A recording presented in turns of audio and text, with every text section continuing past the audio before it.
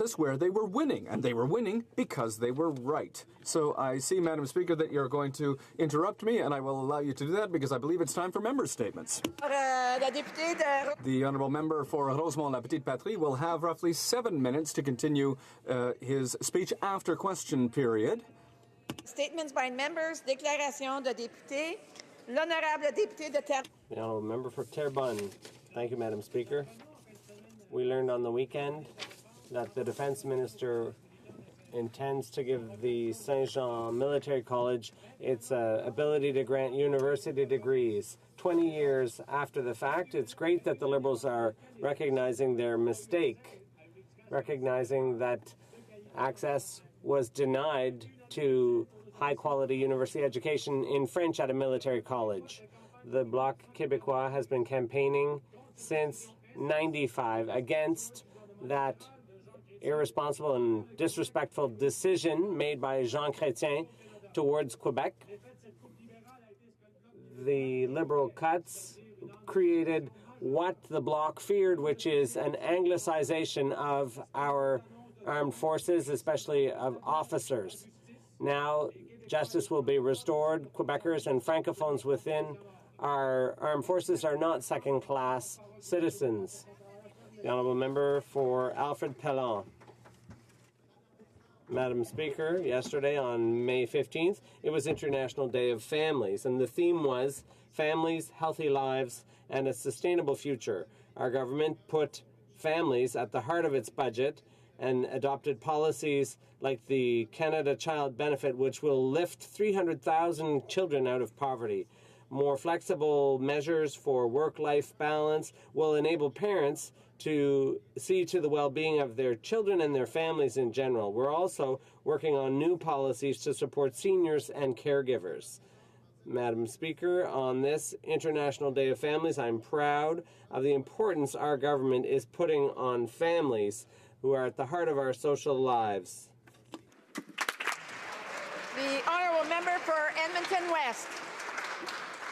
Thank you, Madam Speaker. I'm proud to stand in this House today as Member of Parliament for Edmonton West. The City of Edmonton has a big heart, known for its hospitality. The people of Edmonton care for all who travel to our city. This very fact has been beautifully displayed over the past few weeks as thousands of evacuees from Fort McMurray flee the devastating wildfires to seek refuge in Edmonton. In a heartbeat and with a big heart, Edmontonians opened their doors and welcomed evacuees, providing them with food, water, shelter, and all the necessities they required. The city itself opened up the Northland Exhibition Centre to act out as the main location for evacuees seeking assistance. Necessities were handed out and families were being fed, housed, cared for by numerous volunteers and staff. While the evacuees of Fort McMurray are only now just getting a chance to slowly learn about the extent of the damage, Edmontonians are still helping out in every way possible. The City of Edmonton is behind you, Fort McMurray. Edmonton is with you, and together we are Alberta strong. Thank you. The honourable member for Newmarket Aurora. Madam Speaker, I rise today to bring attention to a Canadian who is making a difference for people living with Parkinson's disease. This Canadian is Harry McMurtry. Harry is a former colleague of mine as we practice law together at Affleck Green McMurtry. More importantly, Harry is also my friend.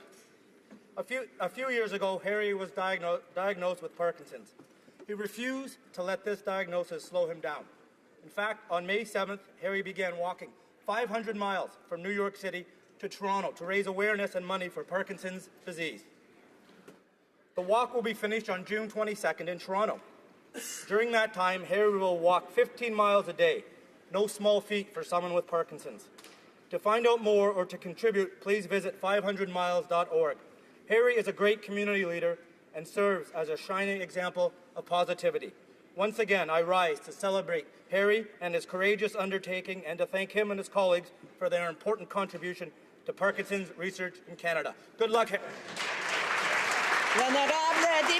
The honourable member for Abitibi, Bay James, Nunavik, EU. Madam Speaker, in the early 1960s, several Inuit kids from the north were taken away, selected as part of Canadian government experiment to assimilate the Inuit into non-Indigenous cultures. These children have come to be known as the experimental Eskimos. As with the residential school system, the impacts and consequences the policy would have on the children were never considered. Just this past week, the parties involved in the class action for residential schools in Newfoundland and Labrador have finally reached an agreement, a settlement.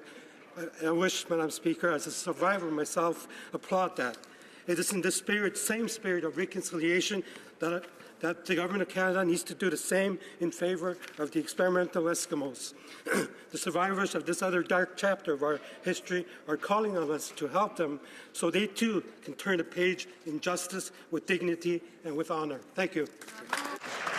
The honourable member for Mississauga-Streetsville. Madam Speaker, I want to bring to the attention of the Prime Minister and this House a little Canadian with a big heart. An elementary school student named Malachi Heron. While participating in an annual village cleanup held by local councillor Carlson with his father, Malachi asked me for a donation to help those affected by the Fort Mac fires. In his blue Tupperware, he had already collected $100. Mr. Speaker, I do not need to remind this House of the devastation that the Fort McMurray fires have brought. However, it is uplifting to see young Canadians like Malachi willing to take it upon themselves to get involved and make a difference. I was happy to hear that the idea to raise money for those affected came from Malachi himself. If there are more young Canadian leaders like Malachi, the future of Canada is in good hands. The member for Sarnia-Lambton. Mr. Speaker, this is Gender-Based Analysis Plus Awareness Week. Gender-based analysis is a methodology to review changes to policy and procedures to ensure they are fair for all genders. The Plus version is an excellent web-based tool on the Government of Canada website that will enable all parliamentarians to consider legislation through the lens of gender fairness as well as diversity. All of the committee members on the Standing Committee on the Status of Women and our staff have completed the online training. And so today, we are challenging each member and their staff to complete the training this week, Gender-Based Analysis Plus Awareness Week, or at least by the time we adjourn for the summer. All will receive a link to the training and a certificate when you've completed it. Please do your part to help continue to move towards gender equity and a fair environment for all.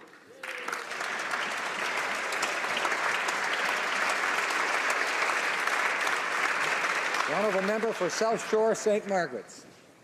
Mr. Speaker, I rise in the House today to recognize an extraordinary young woman from Upper Lahave, Nova Scotia, whose curiosity and drive is bringing attention to an important environmental issue.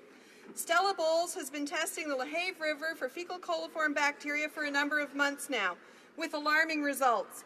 What started out as a neat idea for a science fair project has brought national attention to a river on which some homes still use straight pipes for sewage disposal. Because of Stella's work, there are now signs posted alerting people to poor water quality.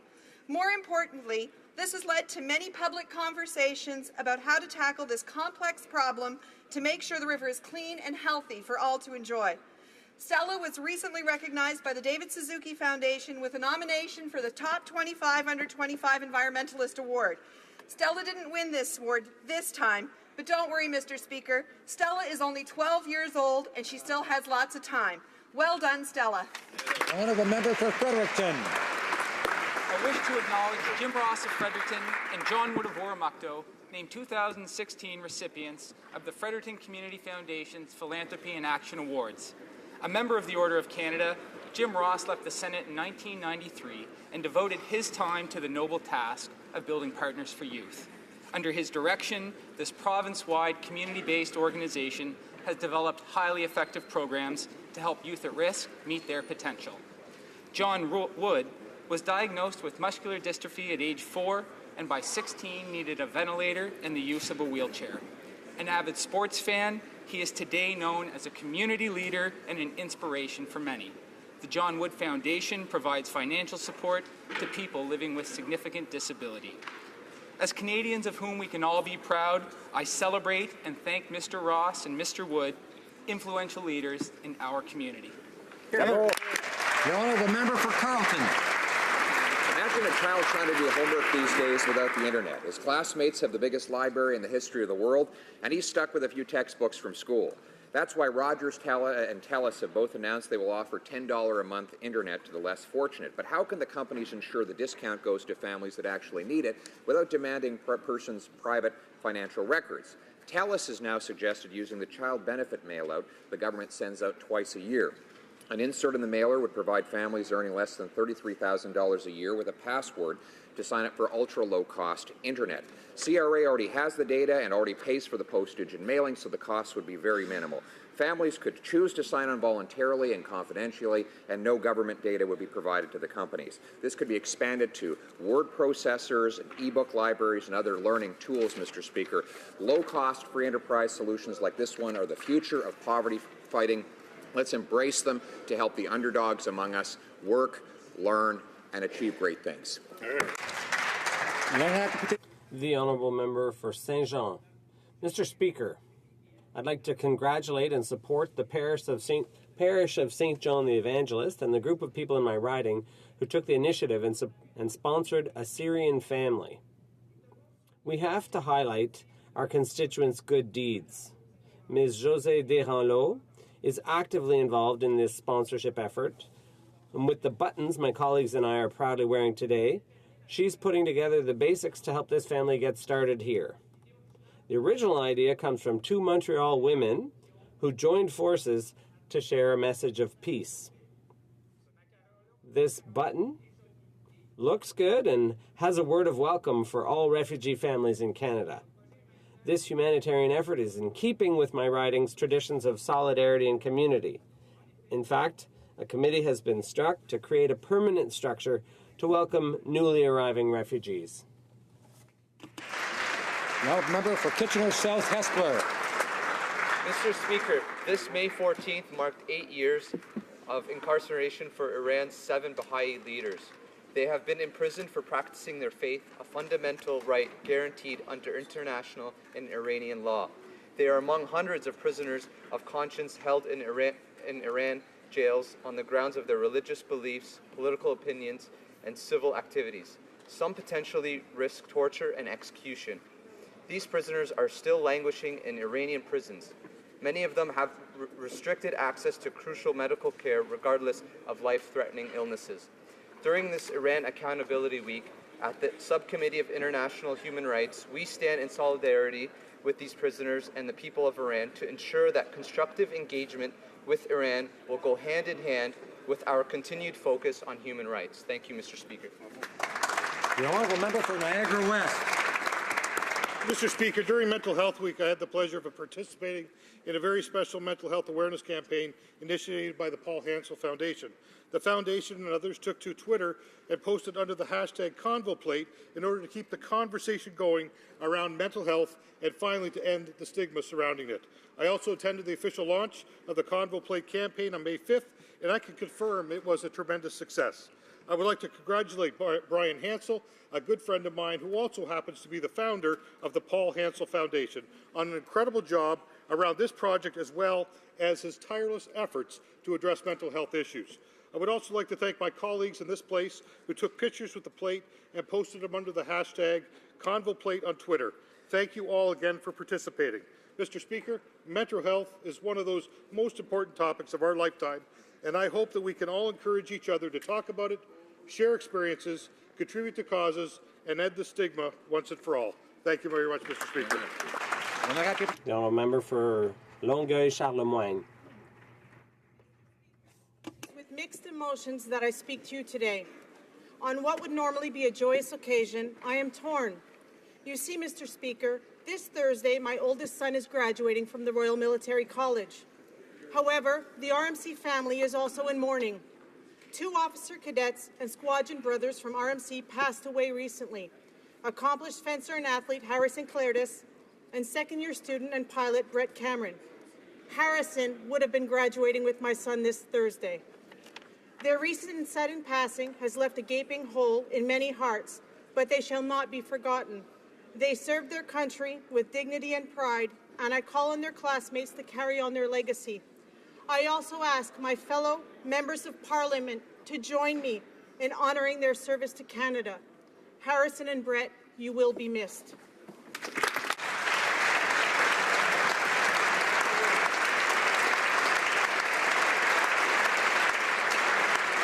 The honourable member for London Fanshawe. Mr. Speaker, Via Rail is a long way from fulfilling its mandate to provide intercity passenger rail services in Canada. The Auditor General's report on the Crown Corporation identified flaws in the way our rail passenger service is managed and delivered. Via does not have a long-term plan or direction approved by the federal government. This compromises the corporation's viability. The Auditor General recommends Via review its existing governance systems and practices in consultation with the government and develop a long-term strategic plan so Via can fulfill its mandate economically, efficiently, and effectively. Via agrees with the Auditor General, and the Minister of Transport said he takes these findings seriously and will address the deficiencies created by government inaction. I hope this government transforms its sunny ways into real action on Via Rail.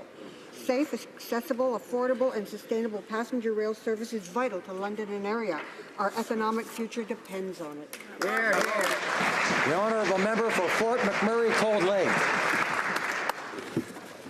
Mr. Speaker, I stand here today humbled by the generosity of Canadians who provided their support and their prayers to the evacuees of Fort McMurray.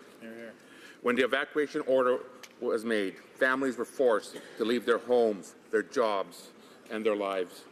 Albertans reacted instantly. People from the south loaded up their trucks with fuel, water bottles, and food to bring comfort to those stranded on Highway 63. My office was flooded with offers from Albertans who had empty bedrooms, hotel rooms, and campers to help house the more than 80,000 evacuees. To the firefighters and emergency service workers who put their lives at risk to save our city. Words cannot describe how much we appreciate you. Mr. Speaker, some of the evacuees were forced to leave so quickly, and in many cases, they and their children only had the clothes on their backs. In our darkest hour, Canadians across this country came to our aid from coast to coast to coast. Finally, I would like to take this opportunity to thank all Canadians. Your generosity will never be forgotten. Thank you, and God bless.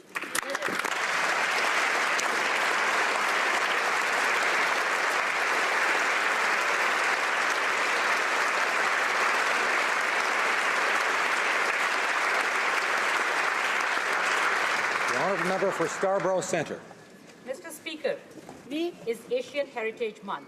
You can find Canadians of Asian heritage making a difference in communities from coast to coast to coast, including in my riding of Scarborough Centre, where more than 1/3 of residents are of Asian descent.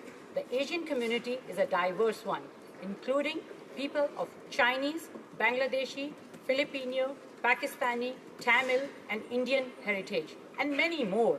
Scarborough is made a better place to live thanks to their cultures, their cuisine, and their commitment to community and family. We work together, we shop together, and our children learn and play together. I'm also proud to be one of the many Canadians of Asian heritage in this House. We are stronger, not in spite of our diversity, but because of our diversity. And our Asian Canadian community helps make Canada one of the best countries in the world. Thank you.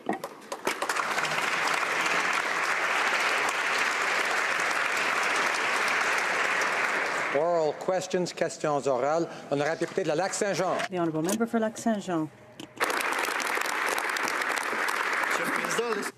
Mr. Speaker, allow me to quote the President of the Treasury Board.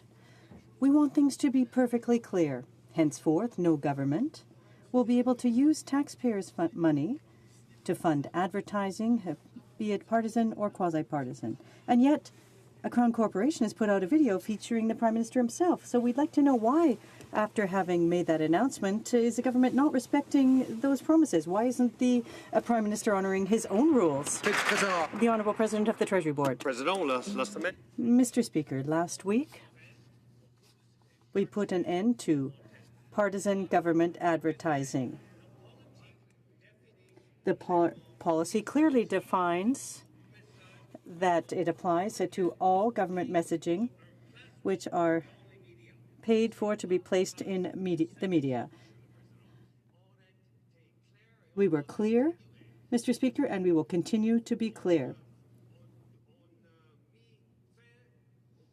We put an end to partisan government advertising. The Honourable Member for Lac-Saint-Jean. Well, Mr. Speaker, what the Minister has just said is that the organization is not receiving government funding then for its operations. Well, that's we'll monitor it with interest. Advertising must not have the name, the voice, or the image of a minister, a member, or a senator. The Canadians are angry with this, so can the Minister tell us why the rules don't apply to the Prime Minister himself? The Honourable President of the Treasury Board. Paid advertising. And, Mr. Speaker, it's a little rich for the Conservatives who spent hundreds of millions of dollars, in some cases advertising programs that didn't exist, in some cases spending $100,000 for a 30-second ad in the NHL playoffs. Mr. Speaker, they ramped up government spending on partisan advertising at the same time that they slashed funding for Canada's summer jobs for students. We have actually cut the advertising budget because we're doubling the amount we're investing in summer jobs for students. We believe that it's a better priority to invest in young Canadians than to...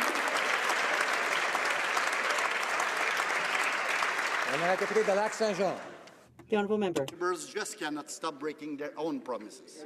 The same day that they announce new rules for government ads, they already break them with polished visuals of the Prime Minister. The hypocrisy is just astonishing.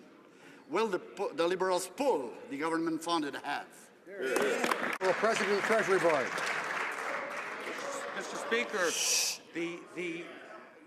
the policy was very clear that in terms of paid advertising, no minister or member of parliament or prime minister will be in ads. We brought in these new policies which for the first time define clearly what is acceptable in terms of government advertising and what isn't in response to 10 years of taxpayer and power abuse under the Conservatives' office. Mr. Speaker, we are serious in that we are ending partisan advertising, and we will continue to do this because it's the right thing to do. We'll invest in Canadians.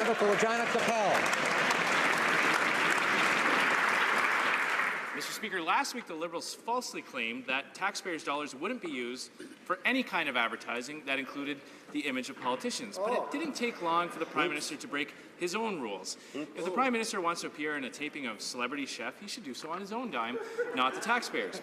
Can the Liberals confirm that no taxpayers' funds were used from any department, Crown Corporation, or agency to pay for any aspect of this self-promotion, including its production? Honourable President of the Treasury Board. Mr. Speaker, clearly we define in the policy what is acceptable. Ads must be objective, factual, and explanatory. They must be free from political party slogans or images. And, Mr. Speaker, it's clearly defines, policy defines that for advertising, it is any message paid for by the government for placement in the media. And it is very clear as well that this was not paid government advertising, so they should change their questions now, having learned the truth on this. Mr. Speaker, that answer should come with a disclaimer. It's too bad that the Liberals didn't tell Canadians to check the fine print on their election promises. They've got more disclaimers than a pharmaceutical ad. The PMO is parsing words to justify their skirting of the rules so that the Prime Minister could still appear in this vanity video. Will they just stop this blatant self-promotion on the taxpayers' dime? President of the Treasury Board. Mr. Speaker, again, the policy defines, and we're being very clear on this, that it's for any advertising message paid for by the government for placement in media. It is very clear that this example was not paid government advertising. But, Mr. Speaker, for the Conservatives, who spent hundreds of millions of dollars promoting themselves in partisan advertising, abusing the taxpayer, abusing our democratic system, they should be ashamed to attack a government that's actually cleaning up the mess that they left.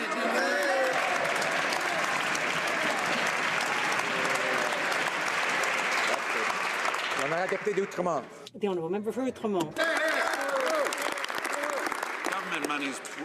Government monies were used to produce those ads. They should stop playing games, Mr. Speaker.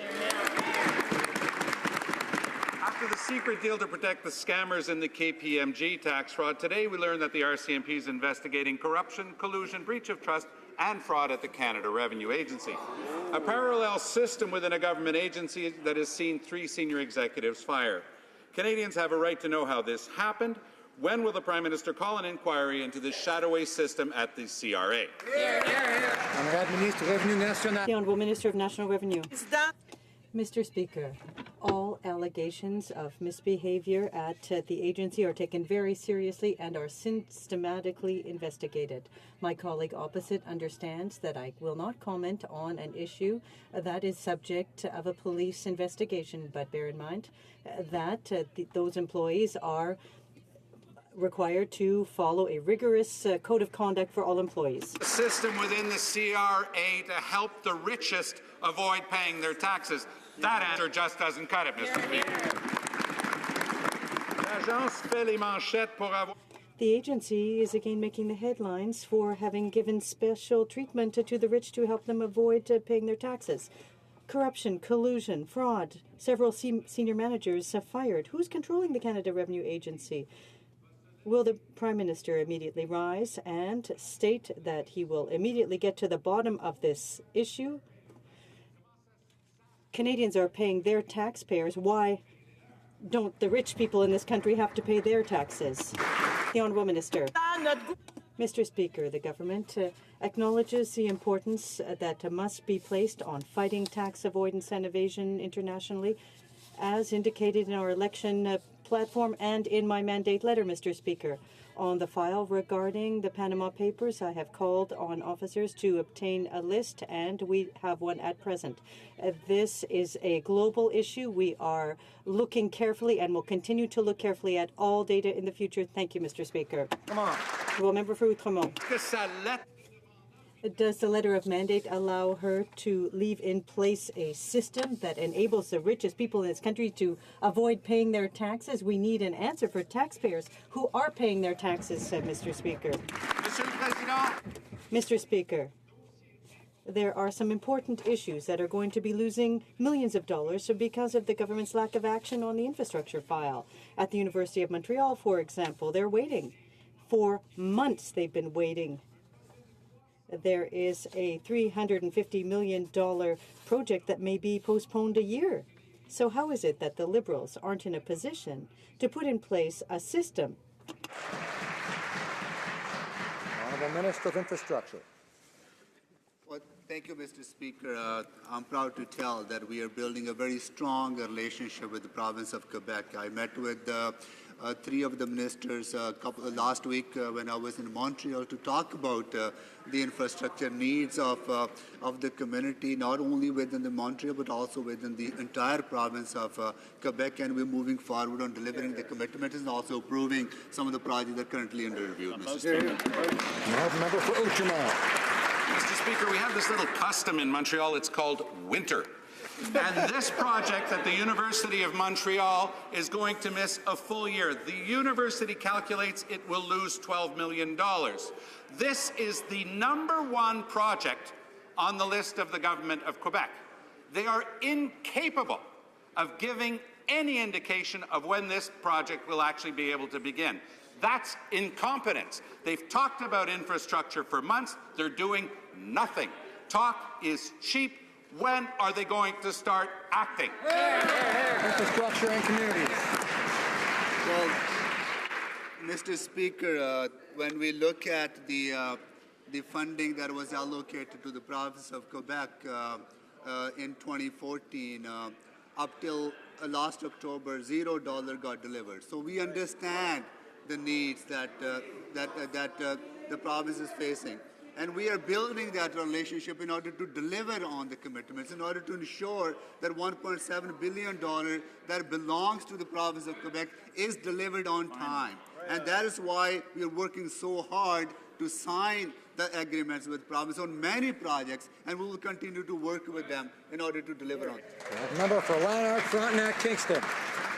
Thank you, Mr. Speaker. Mr. Speaker, a referendum in which every voter in Canada will be able to cast a vote and in which every vote will be equal to every other is by far the most inclusive democratic tool. After all, Almost 26 million Canadians are eligible to vote. They are young and aged, disabled, Indigenous and newly arrived, women and men, and those who live in rural or remote areas. Every type of Canadian the minister can imagine. The minister should do more than just claim she'll listen to these people. She should give Canadians the final decision. Why won't the minister let Canadians vote? Honourable Minister of Democratic Institutions. Mr. Speaker, the honourable member has suggested that there is only one valid way to consult Canadians, and while it may be one option, I remain to be convinced that it's the best option. Mr. Speaker, when Ontarians voted for electoral reform in 2007, nearly half did not vote. When British Columbians voted on electoral reform, nearly half did not vote. Do we ignore these people, Mr. Speaker? This is the 21st century. We have modern tools to engage the public, tools capable of reaching those who don't traditionally engage, and we intend to employ these rules. Member for Lanark, Frontenac, Kingston. Well, in 1995, Mr. Speaker, 92% of Quebecers voted in a referendum. I think it's very illegitimate to argue that somehow the fact that only about 15% of total voters in Ontario voted for an electoral reform system is a reason it should be rammed through without a vote. That is outrageous. And Mr. Speaker, the Liberals' words don't match their actions, and increasingly they don't resemble any kind of recognizable logic.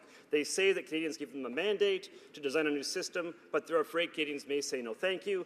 The Liberals say they want to listen to every Canadian, but they won't use the most democratic means available. Every voice can and should be heard. Every voter in Canada can and should vote in a referendum. Why won't the Liberals hold one? The Minister of Democratic Institutions. Mr. Speaker, I don't share the opposite member's desire to put all his consultation eggs in the referendum basket. Half the people impacted by past proposed electoral reforms in Ontario and BC did not participate. Mr. Speaker, I'm not surprised that talking to only half of Canadians is an acceptable approach for the Conservatives. But this is not good enough for me, it's not good enough for our party, and it's not good enough for Canadians. Member for Brant, Airdrie. Mr. Speaker, the Liberals have stacked the deck on electoral reform. All decisions will be made by 6 Liberals who have given themselves the majority on the committee. Without a referendum on electoral reform, 6 Liberal MPs will make the decision on the future of Canadian democracy for the entire country. The minister needs to stand today and tell if the Liberal government is truly interested in what Canadians will have to say. Will they give each and every Canadian a direct say through a referendum?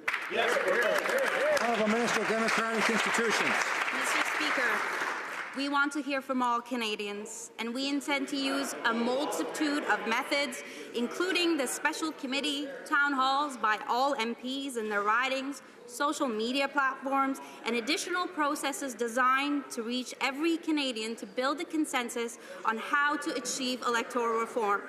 Our commitment is an opportunity to engage with the 49% of those who have not participated in this process in the past, and if the honourable member does not agree that this is a priority, then I'm afraid he's missed the boat. The honourable member for Banff, Airdrie. Well, what will happen is the Canadians will miss the boat unless they give them a referendum. The minister can claim that she's going to consult, but back here in reality, it's 6 Liberal MPs who hold all the power. And those 6 Liberal MPs are the only voices that seem to matter to this Liberal government. Does the Prime Minister really think it's fair to have 6 Liberal MPs decide the future of our democratic system rather than holding a referendum where every Canadian gets a vote? The Honourable Minister of Democratic Institutions. Mr. Speaker, while that approach may have been the acceptable norm in the previous government, that is not the way forward with our government. This government is committed to bringing all parties to the table to be part of this important dialogue, an all-party committee to act as a conduit between all Canadians and this House. Ultimately, we as a House will decide the best way to move forward on electoral reform. The Honourable Member for Richmond Arthabaska. Mr. Speaker, well, the referendum, I'm very proud of the people here on this side of the House, Mr. Speaker. Mr. Speaker, last week, the Minister of Democratic Institutions referred to Twitter hashtag as a means of consulting Canadians. But In fact, fewer than 20% of Canadians are actually using Twitter, but over 68% of Canadians exercised the right to vote in the last election. Mr. Speaker, can the minister tell us why she hasn't acknowledged that a referendum is the right way to consult all Canadians? Honourable Minister, Democratic Institutions. Mr. Speaker, I appreciate the members opposite's view to engage all Canadians in this conversation. It's a view we all share in this House. So the question is, how many Canadians does he want to hear from? In the last 2 electoral reform referenda, almost half of the population did not vote. Talking to only half of the population may be good enough for the party opposite, but it is not good enough for us. This is the 21st century. We have modern tools to engage the public, tools capable of reaching those who've historically been marginalized, and we will employ these tools. The Honourable Member for Richmond Arthabaska. Mr. Speaker, the Minister always mentions her desire to consult various groups in Canada. Young people, women, Indigenous persons, persons with disabilities, people living in isolated or rural regions. Now, when we listen to her, it's like there were only men over the age of 65 who live in large urban centres who are going to vote. However, on the weekend, all people I met with were in favour of a referendum.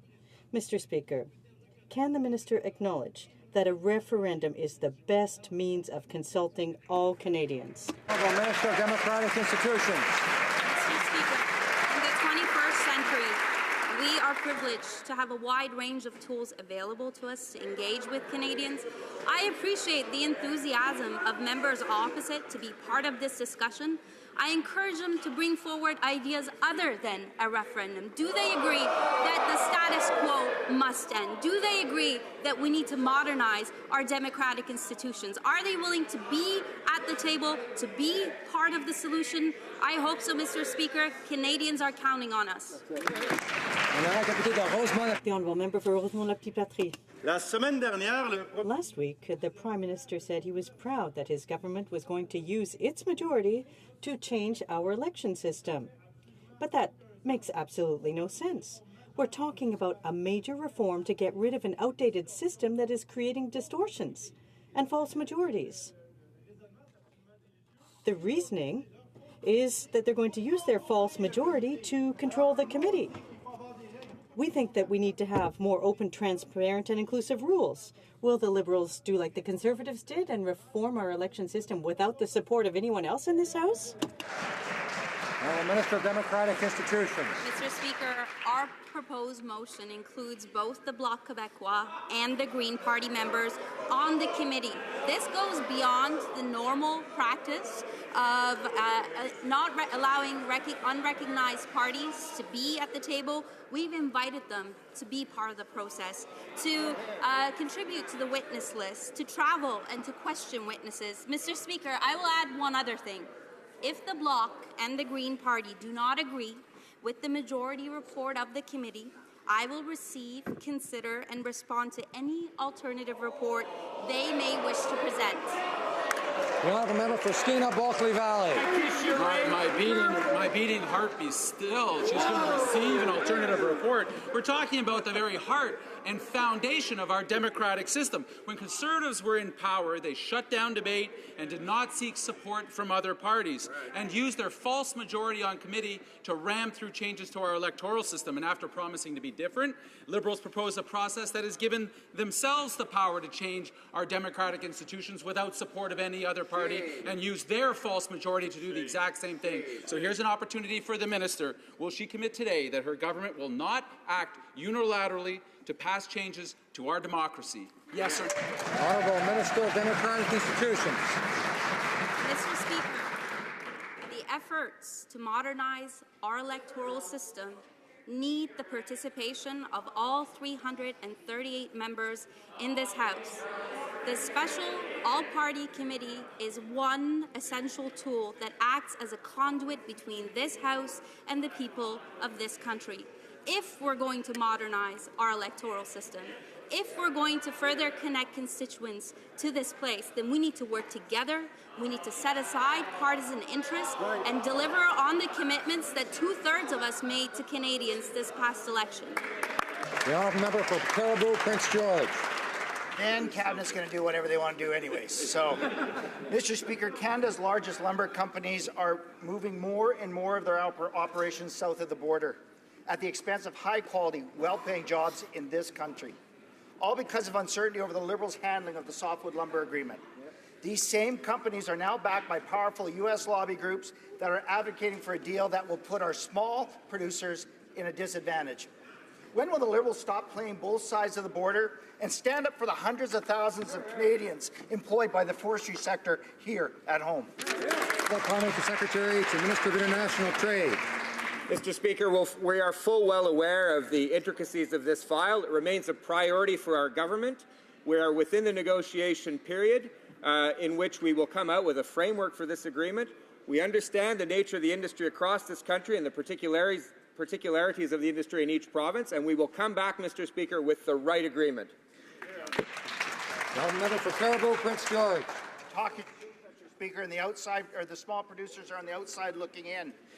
Mr. Speaker, from that response, it's clear that Liberals do not care about protecting Canadian forestry jobs that are the backbone of this country. They have pitted Canada's small producers against our large producers, the very same large Canadian forestry companies that are increasingly growing their U.S. operations and moving jobs out of this country. This government has left our small producers, again, on the outside looking in. How can the Liberals sit idle while Canadian jobs are moving to the United States because of softwood lumber uncertainty? Parliamentary Secretary. Mr. Speaker, it is far from the truth that we are sitting idle. We have consulted with every single part of the industry, including small producers. We understand the nature of what we have to do in the negotiation process. It is completely misleading, Mr. Speaker, to say that we aren't aware of what's happening in the industry. It's a priority for us, and we will get the right deal done. The member for Portage, Lisgo. Well, Mr. Speaker, it's not just forestry, it's Canadian pipelines that are leaving Canada. In fact, in the last 6 months, there have been no new pipeline projects proposed. Instead, Canadian pipelines are being built in other countries. Trans-Canada Pipeline in Mexico, building in Mexico, is just the latest example. Why are the Liberals driving oil investment and jobs out of Canada with their high taxes and bad policies? Yes. The Honourable Parliamentary Secretary to the Minister of Natural Resources. Thank you, Mr. Speaker, and I thank my honourable member for the question. As we've said many times in the House, we as a government support our natural resource sector. This is a terrible time with the result of low commodity prices, and we have Canadians around this country suffering. As a government, we have put a process in, a transparent process with the National Energy Board that needs to run its course. So we ensure that we have environmental protections for our country and the confidence of Canadians moving forward. Hear, hear. Thank you. Member for Portage, Lisgo. Well, Mr. Speaker, Canada is developing a bad investment reputation because of the uncertainty that the Liberals have created. At the same time, countries like Mexico are welcoming Canadian oil companies.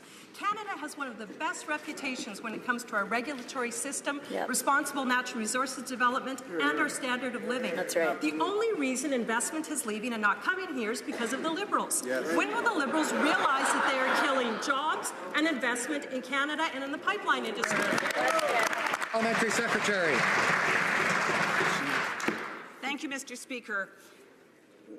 I guess one of the things I would like to say that we have repeated numerous times in this country is that we are so proud of our oil and gas sector in this country. They are some of the best innovators, and the companies are helping to create jobs in our country and helping to grow our economy.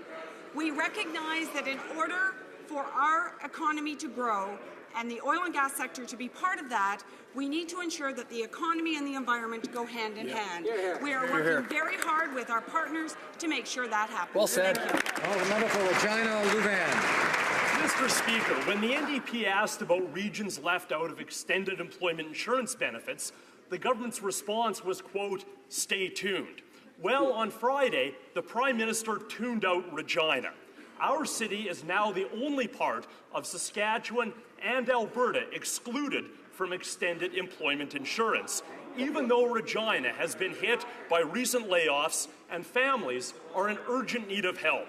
Why is the Liberal government continuing to ignore Regina? Honourable Minister of Social Development. Thank you, Mr. Speaker. Let me thank the honourable member for his important question. Any increase in the number of unemployed workers in this country is of great concern to all Canadians and to this government in particular.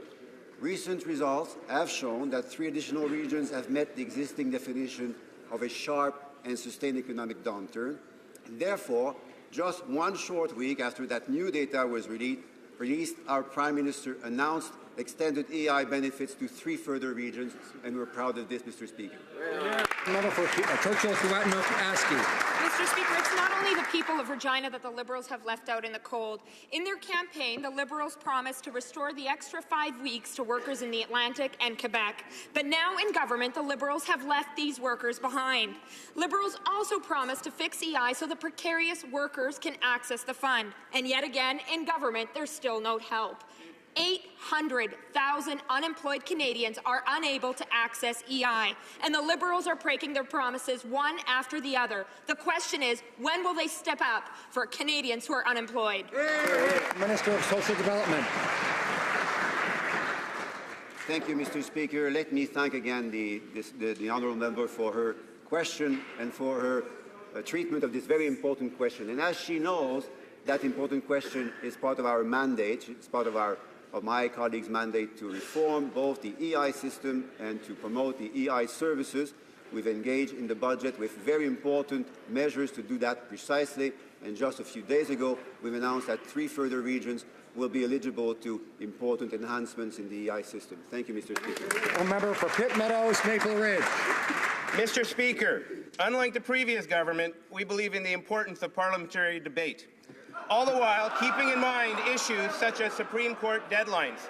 I believe we have a responsibility to ensure that all members of Parliament who want to participate in debate on legislation such as C-14 should be able to do so.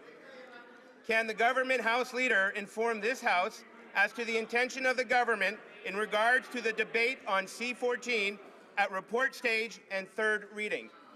Government House Leader. Mr. Speaker, I want to thank my colleague for that outstanding question. We recognize the importance, Mr. Speaker, of respecting the Supreme Court's June deadline, but this should not stop members of Parliament from participating in this important debate. On Friday, as you know, we attempted to extend the sitting hours of the House to ensure that as many MPs as possible were able to speak. Unfortunately, Mr. Speaker, the opposition blocked that attempt. I hope the opposition will reconsider and allow this House to extend its hours so all members can be heard on this very important legislation. Member for St. Albert, Edmonton.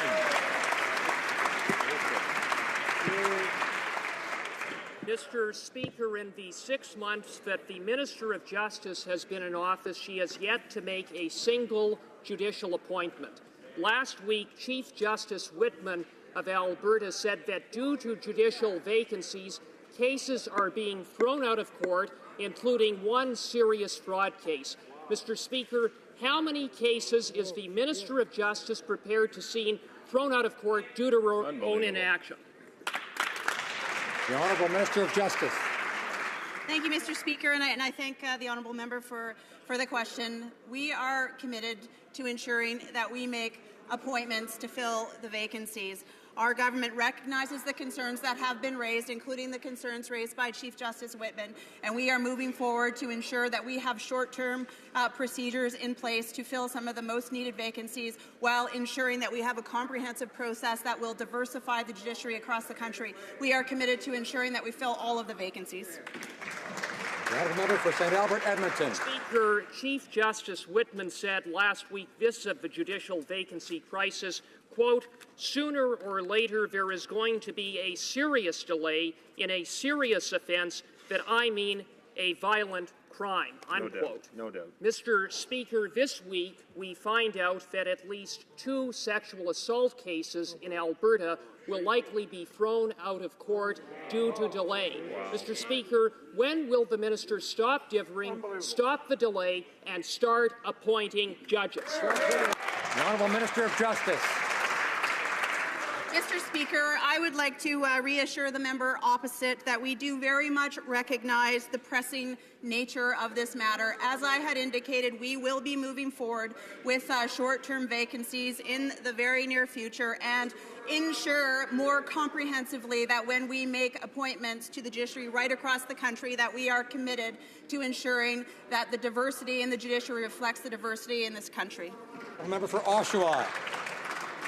Mr. Speaker, under a new proposal from the Liberals, pain relievers like Tylenol would no longer be readily available to Canadians on store shelves. And under another initiative, Liberals are proposing that we make it legal for drug addicts to receive heroin. You can't make this stuff up, Mr. Speaker. The Liberals would actually ban Tylenol from pharmacy shelves while making it legal for addicts to access heroin. Mr. Speaker, can the Minister of Health explain why they are enabling hard drug use but creating barriers for Tylenol users? The Minister of Health. Mr. Speaker, I would like to clarify that there is no attempt to ban the sales of acetaminophen or Tylenol from pharmacy shelves. On the matter of the other question that was raised, our government ensures that drug policy decisions are made on the basis of strong scientific evidence. Where traditional drug treatment options have not worked, in the most difficult cases, evidence has shown that the use of diacetylmorphine or heroin can result in better outcomes for those patients. This kind of therapy only happens rarely in Canada, and it is under the close supervision of doctors in a clinical setting such as a hospital. Thank you. The member for Oshawa. Mr. Speaker, that's not exactly what Health Canada is saying, and it's not unlike the Liberals to send mixed messages to Canadians. They're making dangerous drugs easily accessible by promoting the use of prescription heroin, legalizing marijuana, and opening more supervised injection sites in our neighbourhoods. And at the same time, this Liberal government is creating barriers for people treating their chronic pain with Tylenol. Mr. Speaker, will the Liberals do the right thing and fight drug abuse and dependency instead of enabling it? Honourable Minister of Health. Mr. Speaker, our government is firmly committed to addressing problems such as prescription drug abuse. It's something that I'm quite familiar with as a family doctor myself. Our approach to drug policy in this country is firmly founded on the best scientific evidence. We will be using a public health approach. That approach will seek to maximize education and to minimize harm. We will respect human rights and make sure that this problem is addressed correctly. The Honourable Member for Longueuil Saint-Hubert. Mr. Speaker, the CBC Radio-Canada Board of Directors is meeting tomorrow in Ottawa to discuss, among other things, the sale of Radio-Canada's Montreal headquarters building. But shh, it's top secret, apparently. In the past, Radio-Canada published the minutes of its board meetings once a month. But since the Liberals have been in power, no documents have been made public. Not one. What a farce. 6 months after the Liberal government's election, the CBC board is still stacked with Conservatives making major decisions in total secrecy. Now, does the minister think it's acceptable for our public broadcaster to work this way? The Honourable Minister. Thank you, Mr. Speaker, and I would like to thank my colleague for his question. The points that he's raised are important points, and I will be following this very closely, and I would like to reassure him that the question of appointments to the CBC Board of Directors is a priority, but we want to do the job properly. As mentioned in my mandate letter, we must ensure that we have a process that is independent, open, and transparent, and I will ensure that this process is made public in the weeks to come. Churchill River. Mr. Speaker, with the historic and tragic fire around Fort McMurray, communities like Buffalo River, Clearwater River, Black Point, Garson Lake, Bear Creek, and La Loche are being affected by low air quality and are increasingly concerned about the spread of the fire in Saskatchewan. Mr. Speaker, what is the government's plan to ensure that people in communities across northern Saskatchewan are safe should the fire come too close or if a state of emergency is called? Thank you. The Honourable Parliamentary Secretary for Indigenous and Northern Affairs. Thank you, Mr. Speaker, and I thank the Honourable Member for her question. As you can understand, the government has been really engaged in what has been happening in Western Canada, in Fort McMurray and Saskatchewan and other areas. We are there to help and support wherever possible. The Minister of Public Safety have been fully engaged, and so have all the resources of the Government of Canada. Thank you, Mr. Speaker. Kamloops, Thompson, Caribou. Thank you, Mr. Speaker. Last week, Perry Bellegarde, who's the National Chief of the Assembly of First Nations, said not only does Canadian law need to be harmonized with UNDRIP, but that Indigenous people have the right to say yes and the right to say no. Mr. Speaker, as the Ottawa Citizen noted, we now have a declaration of confusion. Can the minister clarify to Canadians and Indigenous communities if the job-creating energy projects will be subject to a veto? The Honourable Parliamentary Secretary for Indigenous and Northern Affairs.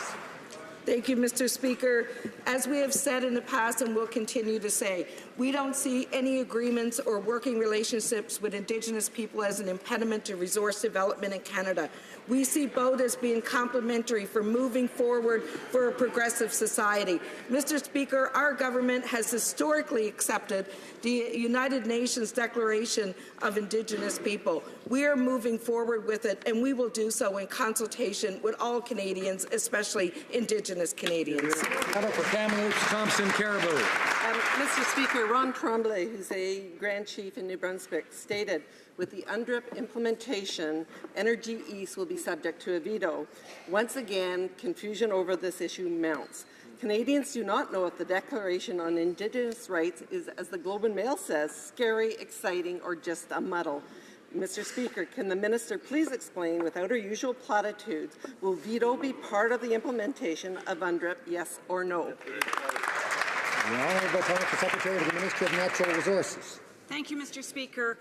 During this process of evaluation with major projects, we continue to engage with our Indigenous communities. In fact, the Prime Minister and Minister of Natural Resources has said it is their top priority.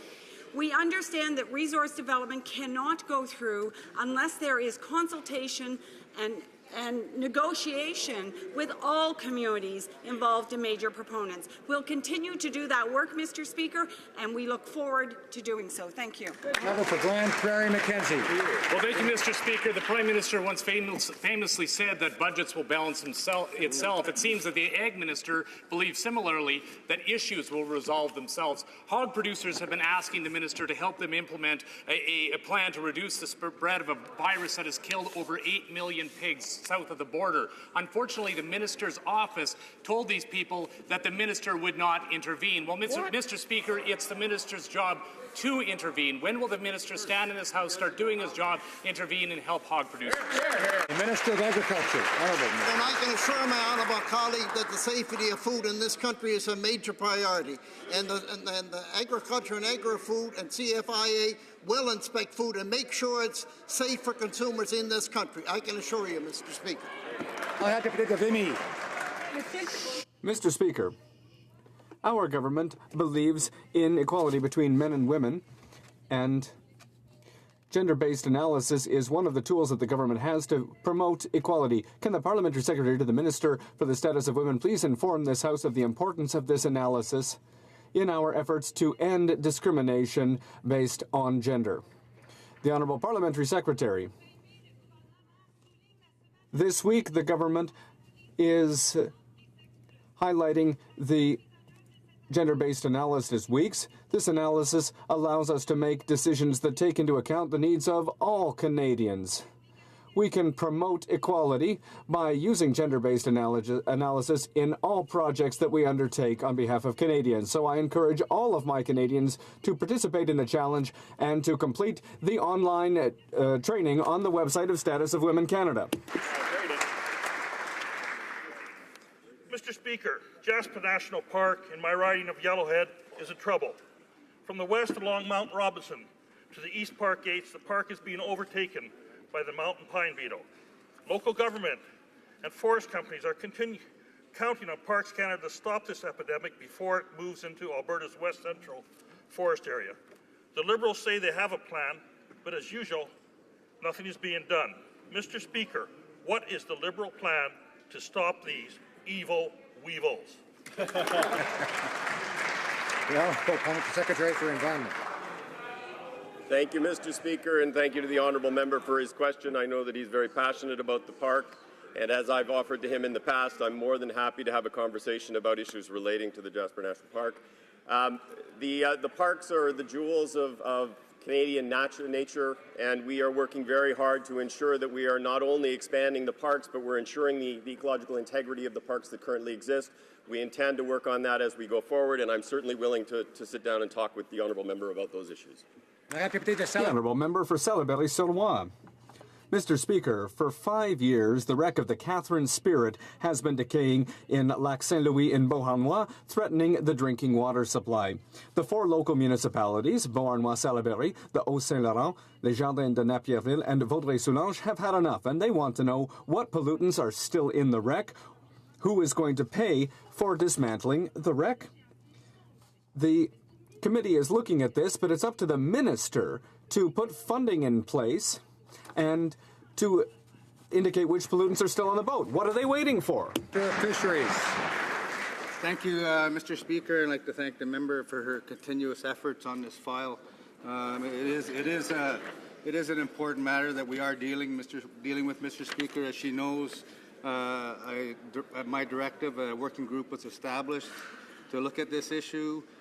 Discussion paper is going to be done this month. And the midterm report will follow next month, Mr. Speaker. And I believe, Mr. Speaker, what we've brought here is we have everyone working together. That means we're on the right track. All parties are committed to finding a permanent solution, and I'm proud to say that the Government of Canada has been leading this effort. Thank you. Member for Richmond Hill. Mr. Speaker, Canada has been an important part of groundbreaking scientific discoveries around many disciplines. One specific area that we have made great contribution is in stem cell research. From Canadians' discoveries regarding cancerous stem cell to nearly mapping stem cell genome, we will continue to help further scientific advances for years to come. Can the Parliamentary Secretary to Minister of Science tell this House how our government will provide new funding to support stem cell research? Thank you. Mr. Secretary. I'd like to thank my honourable colleague for the question. Mr. Speaker, we are committed to strengthening Canada's leadership in research excellence. Budget 2016 announced up to $12 million over 2 years to support the Stem Cell Network's research, training, and outreach activities. Stem cell research has evolved into one of the world's great promises, Mr. Speaker, with significant implications for medical treatments, commercial products, and public policy. Our investment will support discoveries that will help to fuel Canada's economic growth while positioning us to succeed in the knowledge-based global economy. The honourable member for Sherwood Park, Fort Saskatchewan. Mr. Speaker, American missionary Kenneth Bay had been imprisoned in North Korea, but was released after high-level engagement by the Obama administration. Bay is in Canada this week to raise awareness about the case of Pastor Hyun Soo Lim, a Canadian imprisoned under similar circumstances.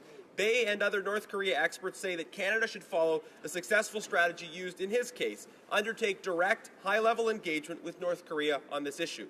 So will the Prime Minister undertake the necessary engagement, or will he leave the work to someone else? Well, Parliamentary Secretary to the Minister of Foreign Affairs, Consular Affairs. Mr. Speaker, I want to thank my honourable colleague for his important question. Like Mr. Lim's family and friends, the Government of Canada is highly concerned about Mr. Lim's rights and well-being.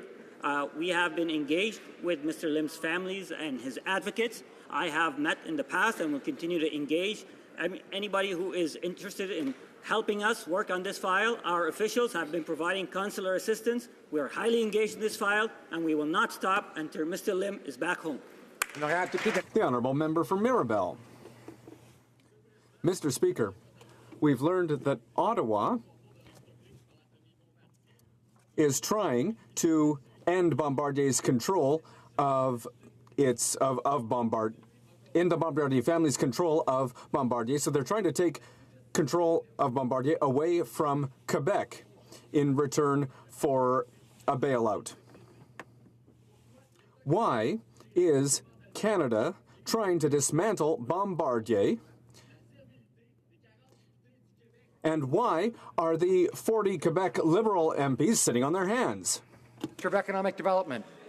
Mr. Speaker, the exact opposite. The 40 members from Quebec and our entire caucus here is very supportive of the aerospace sector, and that's why we're working with Bombardier to make sure we set it up for success in the long term. We're engaged in a solution with them. We're making sure we're focused on jobs, on R&D, and making sure the head office is here in Canada. It's about serving the public interest, Mr. Speaker. We're going to make sure that any decision we make will be in the best interest of Quebecers and all Canadians.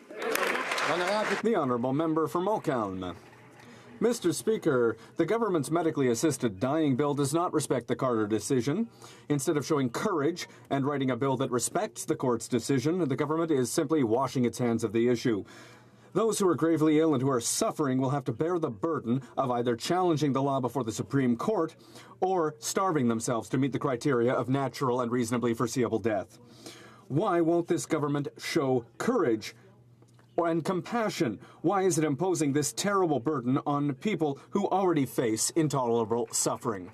The Minister of Justice. Thank you, Mr. Speaker, and thank my honourable colleague for the question. This is a deeply personal and complex issue that I have been working on with the Minister of Health and working with every member in this House. We are committed to ensuring that we move forward with Bill C-14 to hear robust dialogue and debate and ensure that we strike the right balance between ensuring personal autonomy and, as much as we can, to protect the vulnerable. This is what this piece of legislation does. I'm hopeful that we will continue to have discussion because this is not going to be the end of this discussion. We will consider this as a country. The Honourable Member for Rivière-du-Nord. Air Canada, medically assisted dying, the Budget Implementation Act. After shutting down debate after debate in this House, Mr. Speaker, the government is now launching a democratic reform process that is everything but democratic. They represent 39% of the electorate, but they've given themselves absolute power while refusing two parties the right to vote at committee. And never mind consulting the people. I would remind the Prime Minister that this is a legislative assembly, not the court of the king. We are elected to represent and not to reign. Will the Prime Minister finally accept that he needs to respect parliamentary democracy? The Minister of Democratic Institutions. It is out of a great deal of respect for Parliament and our democratic institutions that we committed to bringing our electoral system into the 21st century. The proposed motion includes both the Bloc and the Green Party at the table, which goes beyond the normal practice for unrecognized parties. We've invited them to the table. We are looking forward to the constructive and effective conversation that they will help to have with Canadians across this great nation as we bring our democratic institutions into the 21st century. Now, a point of order for the honourable member from Regina Capel.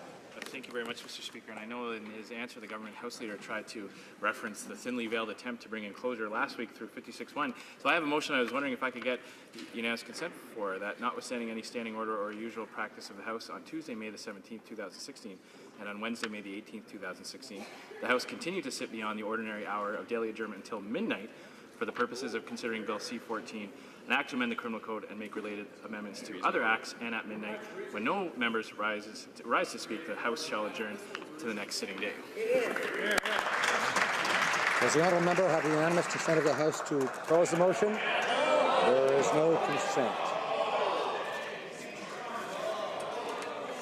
The honourable member from Montcalm on a point of order. Mr. Speaker, the minister twice in the House said she had invited members of the Bloc and the Green Party to participate in her committee, but what she left out was that we won't be participating at the same level as everyone else.